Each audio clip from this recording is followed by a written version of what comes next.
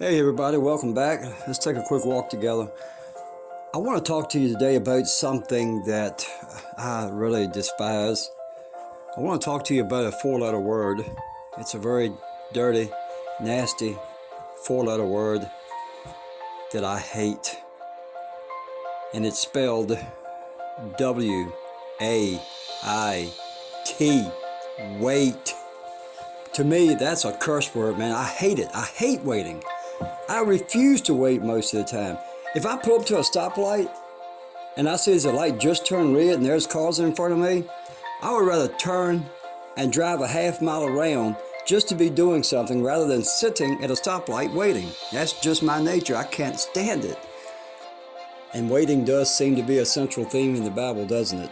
I mean, Moses was 40 years old when he killed the Egyptian, and yet he was 80 years old when he finally led his people out of Egypt into freedom. 40 years, 40-year wait. Abraham had a 25-year wait between God's promises and seeing the fulfillment of that promise. Joseph waited 23 years from the time he was 17 and had his dream, or before that actually, his brothers throwing him into the pit and then becoming the second highest ruler in Egypt. So I'm not sure if I can do that. God's timing is definitely not our timing, is it? Yet, Psalms 27:14 says, "Wait on the Lord, be of good courage, and he will strengthen your heart. Wait, I say, on the Lord." You notice they repeat that twice? Not just once to wait, but twice.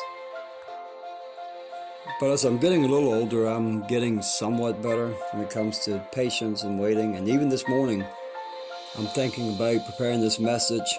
I went through town. I hit every single red light on the way through town and then back again, every single red light. So I'm thinking, Lord, you're really trying to teach me patience, aren't you?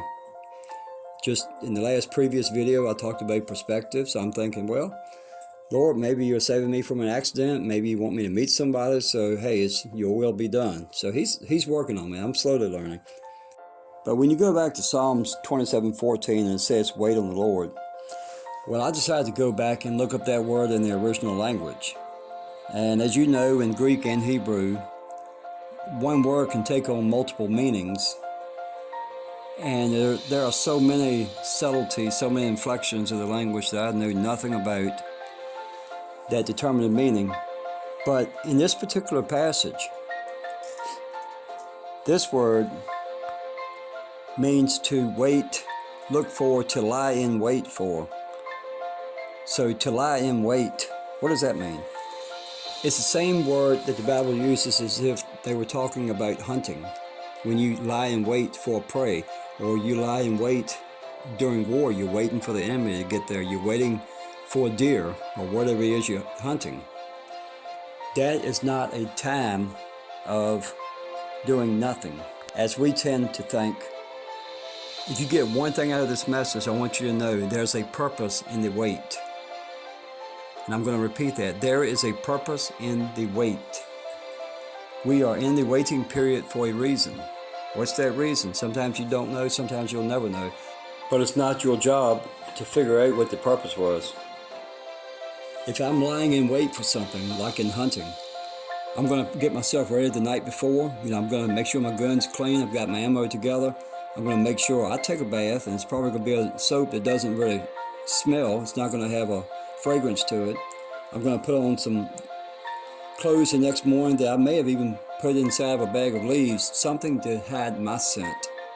I'm going to get up early in the morning. I'm going to go out very quietly. And of course, I already know where I'm going because I've already scouted the territory. I already know where the deer's been. I already know where they're rubbing. So I know where to go and lie in wait. Then I'm going to go wait. You see, there's been a process. There's a process in waiting. It's not just walking out somewhere randomly in the middle of the woods and sitting there. I have not been inactive. Matter of fact, it's been quite the opposite. I've been ready and I'm waiting for this moment. When a deer comes, I'm going to step out, or I'm going to raise that rifle and I'm going to take him because I'm ready. When God calls you to a purpose, when He gives you a promise over your life, your job isn't to try to fulfill that purpose yourself, but your job is to prepare yourself. God's timing is never our timing. So don't be expecting the fulfillment of a promise when you think it's going to come. But rather, sit and get ready for it. If He's promised you, say, a financial blessing, then start studying finances. Start being faithful in what little money and finances and resources you do have. Maybe even start studying the people who are where you want to be. Study the great financial wizards like Warren Buffett or Ray Dalio. In other words, don't sit there and just wait for something to magically drop into your lap from heaven. In the waiting, there is a purpose. It's like a slow-moving train that you see in the movies. Maybe 15 miles per hour. You can run beside it. You hear the train coming. It's getting closer and closer, and you want to jump on board, so you don't wait and then try to jump on it. You start running beside it, and you're running along beside it by the tracks. You're getting closer and closer to it, and you're running. You adjust your speed, and then all of a sudden you jump onto it. You step right into your destiny. And that's what waiting on God is. It's getting yourself ready, aligning yourself with Him, aligning yourself with His purpose.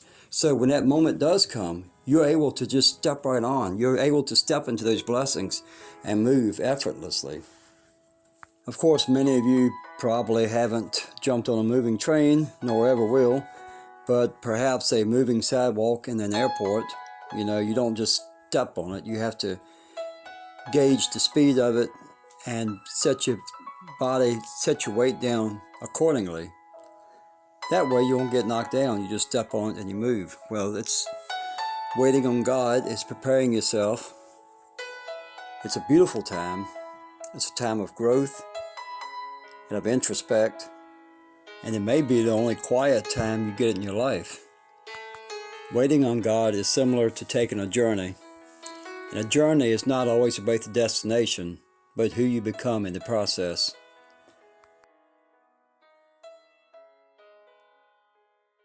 Well, thanks everybody for being with me. I hope you enjoyed this video, and until next time, be blessed.